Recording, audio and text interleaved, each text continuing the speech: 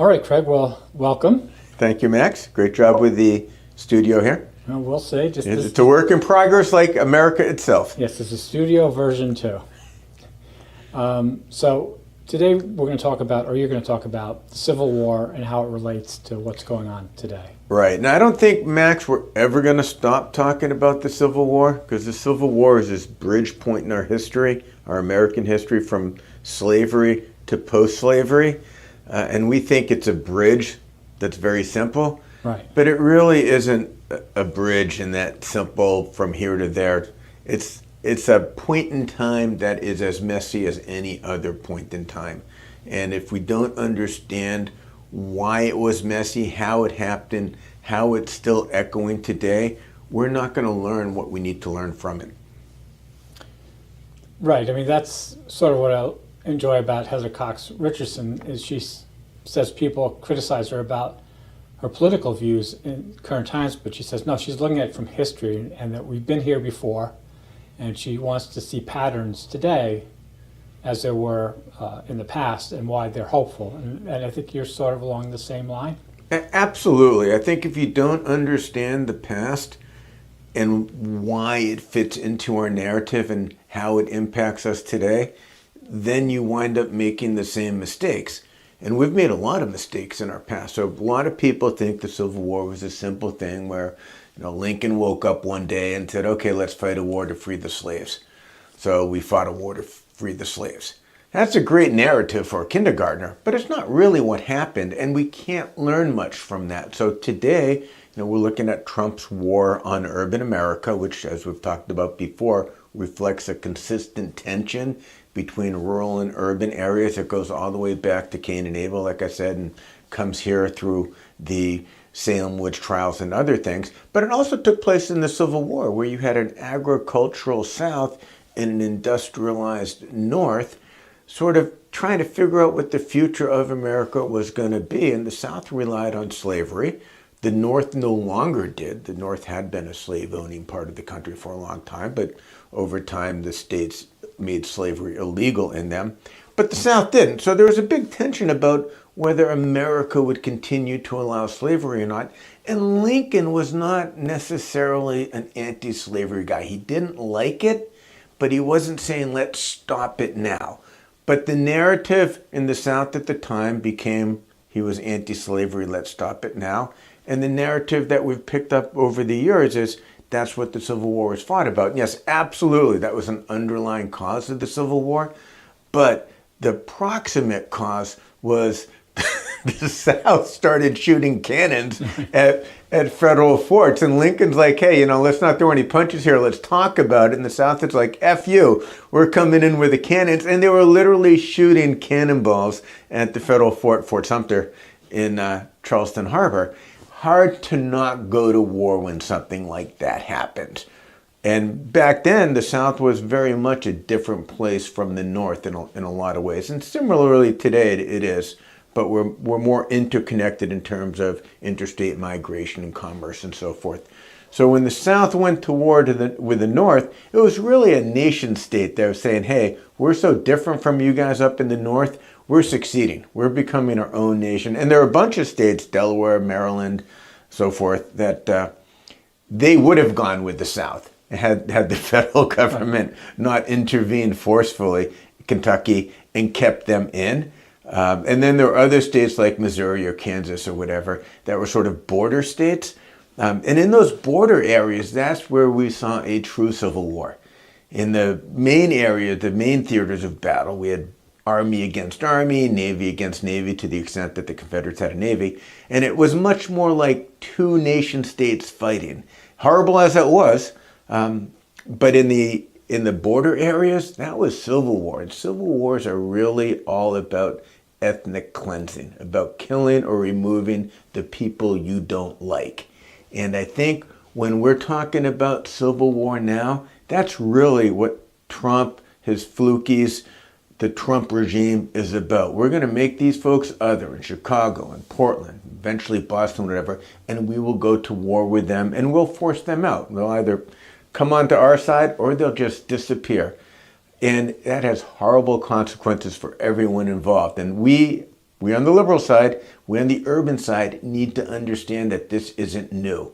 And if we think it's new, we're going to not learn from what happened in the past, and we will not respond as aggressively, as forcefully, as effectively as we need to protect ourselves and also to protect America.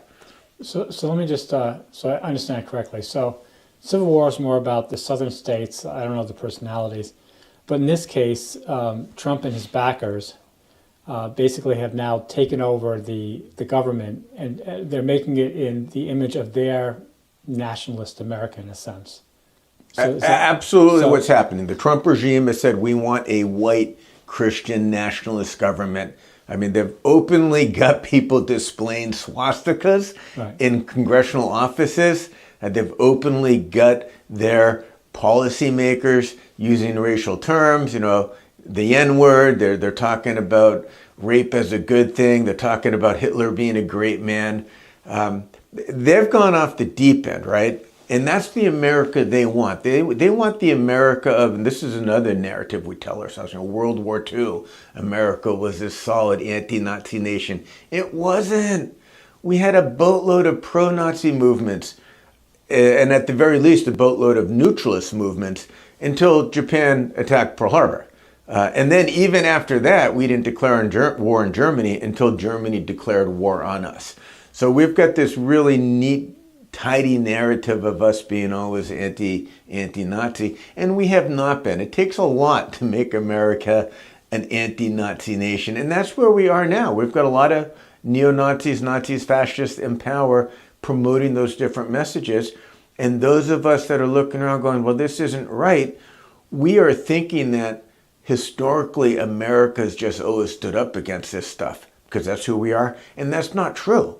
Historically, America has had all sorts of different ideas and values that collide. They collide over not slavery so much, although that was a coalescing point. They collide over the South shooting cannonballs at Fort Sumter. They coalesced around anti-Nazi, but only after the Japanese and the Germans started shooting at us, right? So it's not like we are naturally innately against this stuff. It takes a lot to get us mobilized. And that's where we are now in the liberal side of things, struggling to get mobilized against a fascist government. Unfortunately, it's our fascist government now. Yeah, I mean, so based on your reading of history, I'll just put my opinion out there. I don't believe things are going to change until we're in a war with someone in the Middle East, or we're in the war with China. I think it would be something like that, some other war like against Japan that will really snap Americans back. But when do you think it will turn? Because I don't think it's turned. I think we're still, deep into it. It's sloppy right now, and I think it will really turn when people wake up one day and find out that the price of eggs is $15 a dozen. When it starts impacting their pocketbook, and when the narrative becomes more accurate and less simple. And it's very difficult to people to address a complicated narrative because, there's always this, and Trump's just being Trump and blah, blah, blah. When it gets so clear that people say this government isn't working for us, that's when the movement that is building now, whatever you want to call it, you could call it Antifa, you could call it Indivisible, you could just call it plain old liberals or progressives or whatever you want.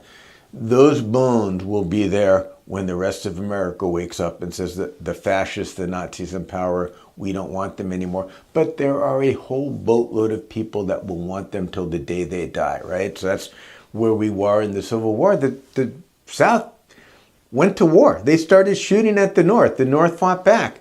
Lincoln calls up troops. He calls them up for 90 days. They thought that was going to be a short war. 4 years later, they're still slogging it out. Took 3+ years for Lincoln to issue the Emancipation Proclamation, and that was only in areas the North didn't control, right? So if you're a slave in Maryland, you stayed a slave in Maryland for a long time, even after the Civil War started and even after the Emancipation Proclamation, or if you were in a conquered part of Northern Virginia. So the idea that this stuff is simple, that there are easy answers, that you can show up to a No Kings rally and that's done, that's just a falsehood. This is the first 90-day call-up. Lincoln calls up the troops for 90 days. As you say, this isn't over anytime soon. So that No Kings rally needs to continue every day, every day, every day. And as more people become disaffected with the current fascist regime, we'll see more folks coming into different parts of what unfortunately is called the opposition. And if it's not careful, both the opposition and the Trump regime, that sort of tension can lead to what we saw in the Civil War, can lead to ongoing strikes. And don't think for one moment that federal troops will not fire on Americans. We saw that in the bonus army on the Capitol Mall in the Depression, when these World War I veterans marched to get their bonus early. And the government said leave, and they didn't. And then people like MacArthur led a charge on them and killed a bunch. So don't think that any of these people are your friends simply because they work for the federal government. This could get violent, this could get awkward, this could get messy. And if we think it's simple, like we think the Civil War is simple or the American Revolution is simple, we're going to be horribly disappointed. And that will make our job of protecting democracy, of building a better America, even more difficult. Yeah, I mean, so basically, and I think after listening to you, I agree with you. I think it will resolve itself through a civil war, not through some third party World War III type thing. So maybe both. And well, possibly, we are a big country. You know, Lebanon has a civil war, and it's a proxy for Israel, it's a proxy for the US, it's a proxy for Syria, it's a proxy for the Soviet Union and then Russia, whatever. You know, we are still a superpower, a massive impact on the economy. We've got troops all over the place. We're fighting Colombia, we're fighting Venezuela, we're fighting the Houthis, we're fighting all over the place, and there's a whole cyber war going on that you and I are sort of aware of, but I don't know how it's fought.